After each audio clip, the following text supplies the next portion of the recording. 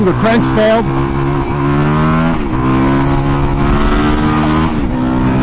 We want a 6th gear, baby. You like that wheelie?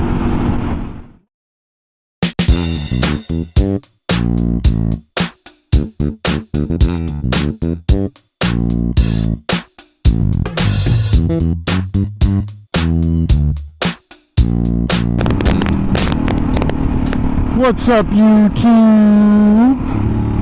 Dirty Dave TV, back again with another video for you as promised on the DRZ400. This is just a follow-up. Hey, I got a Harley wave, nice. And the Honda didn't wave. I beeped. Good job. So this is just a follow-up video on the DRZ400 that I did last week on things that I love about my DRZ400. And honestly, I really do love a lot about this bike. It is a great all-purpose bike, like I mentioned in the last video. I'll put a link up top so you can check that video out. Probably do a follow-up on that as well, because honestly, there's so many other things that I like about the bike that I can add to it. And that was one of my first moto vlogs, so I think I can improve upon it. So anyway, this video is going to be things that I do not like about the DRZ400, and that's not to say that they're deal breakers. They're just wish list things that I wish that the bike had that would make the experience a little more enjoyable and a little bit more fun. A lot of bikes today, wow. Having a really good day. See what I did there? It's so warm out here in Jersey. It's like a summer day today. So anyway, let's get the list started. I'm gonna go for 5 things. Last video, honestly, I couldn't even count. I was doing 1, 2, then I was on 3, then I think I was on 3 again. I did a wheelie, I forgot where I was. So I'm gonna try to do a better job of keeping track of all the things that I wish the DRZ had or didn't have, which would make it a better bike.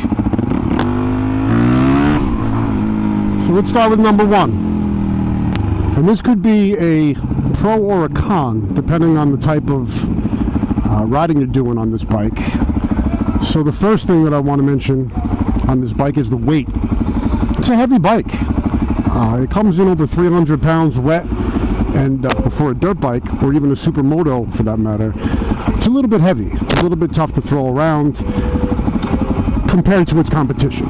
So when I say competition, I mean the lighter KTMs, the Husqvarnas, and the CRFs and other bikes that are legit supermotos just for supermoto use, not road legal, is considerably heavier than those bikes. So that's one of my biggest pet peeves if I'm doing any off-road use or really trying to throw the bike around on a racetrack, which I rarely ever do. It's actually a pro as well, because the added weight on the bike does give you a little more presence and stability on the highway or in windier situations. So, you know, you can use that as a pro or a con. It depends on your use. But weight is a big topic of conversation on the DRZ400. Everybody wishes it was lighter. I personally could use a couple pounds shaved off the bike, but since I do some commuting on it and some, you know, higher speed highway riding, I'm okay with the weight. Okay, number 2. Fuel injection, or the lack thereof. This bike is carbureted, which honestly is a pro or a con, once again depending on what you're doing. I look at it as a thing that I do not like, because fuel injection honestly is very, number 1, reliable. It allows for proper fuel measuring and airflow. It's very precise, and I believe it allows the bike to run as optimal as possible at all times. And it's tunable as well with just a power command or a fuel management system. Carburetor, on the other hand, is a more of a manual type situation that if I were out in the middle of the desert, I would thank God for a carburetor, because it's something that I can probably fix. I wouldn't stand a chance of fuel injection. I'd be dead in the water out there in the desert. But the carburetor isn't as efficient. It does take longer to warm up. You know, fuel mileage suffers a bit. The power delivery, depending on whether or not the carburetor is tuned properly, they are easy to tune, and they are a manual situation or it's a mechanical situation. So you could certainly do it yourself. Fuel injection, you're going to have to have a bit more knowledge of the bike and be able to take a lot of electronic stuff apart. And I just don't have that in me. I'm not a mechanic by any means. I'd rather ride. So fuel injection is a plus to me, because even though it is very tough to work on, it is very reliable and it rarely ever poses a problem. So I'm going to have to go with, I prefer fuel injection. I'm okay with the carb, but I really do prefer the usability, efficiency, and accuracy, I guess you'd say, of fuel injection. Number 3. Man, I gotta stand up for a second, because this damn seat is like a plank. The seat on this bike is horrible. It's like a 2x4, and if you do any reading on any of the forums or any research on this bike, 20 minutes in the saddle, man, and you got monkey butt. I understand it's a dirt bike and it's not meant to be super comfortable, and it probably is more comfortable than your average dirt only or motocross bike, but man, I'll tell you, you really need to upgrade the seat. One of the best seats that I've heard, I haven't tried it yet, but I do want to purchase one, but they are relatively expensive, is the Seat Concept seat. Supposedly, from what I've read, I've never tried one, is really a blessing. I heard it's super comfortable, it's wider, it's thicker, the foam is a bit better, the cover is real nice, and the craftsmanship is awesome. So the seat, if you're doing any long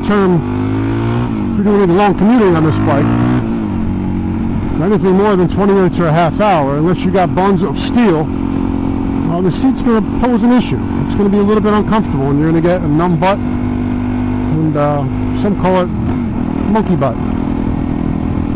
So that's something that I would upgrade. And other options are Corbin seats, there's Sargent seats, there's a whole bunch of companies out there. You can even take it to an upholsterer and have them do something with it for you as well. But from what I heard, Seat Concepts is the go-to seat, so I'm going to be looking for one of those. One of my pet peeves with the bike, and it's not a deal breaker as well, is the fact that this bike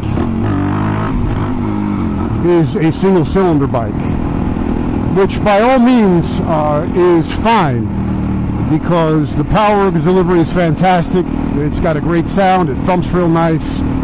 My only concern, which I've heard about single cylinder bikes, and I've seen a couple issues with some guys riding these bikes, that sometimes the bike starves for oil. That could be a maintenance issue.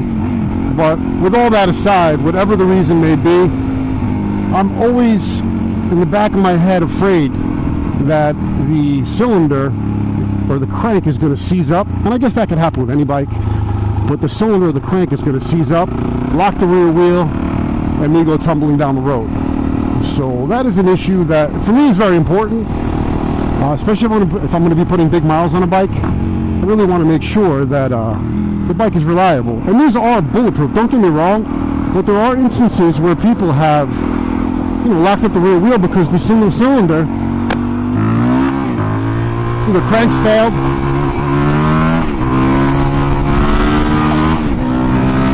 whatever it might be. The last thing on this bike that we all wish the DRZ had, if you own one, you know what I'm talking about, and you can probably guess what I'm about to say next, because I'm on the highway. We want a 6 gear, baby. It's only a 5-speed. So my bike, what I've done, you like that, really? My bike, what I've done is change the gear ratio on the bike to make it more highway friendly. Now I am doing 65 miles an hour, and I don't know what kind of RPM I'm at, but it's revving pretty high. And this bike, instead of the 15-tooth front sprocket and 41-tooth rear sprocket, I've actually dropped the rear sprocket down to a 38-tooth rear sprocket, making the gear ratio a bit higher, so it's a little more highway friendly. Now that's all well and good, but if I want to ride single track in the dirt, the bike is geared way too high for that. It doesn't want to creep and crawl like a 14-tooth front, 47-tooth rear would be. So, it's give and take. But if this bike had a 6 gear, like some of its competitors, like the WR250, the CRF250L, and some of the bigger boy bikes that are more motocross oriented. I really think it would make it a little more enjoyable, but hey, look, I can't complain. This bike's given me 11,000 miles of pure smiles. So, you know what? I'll deal with it.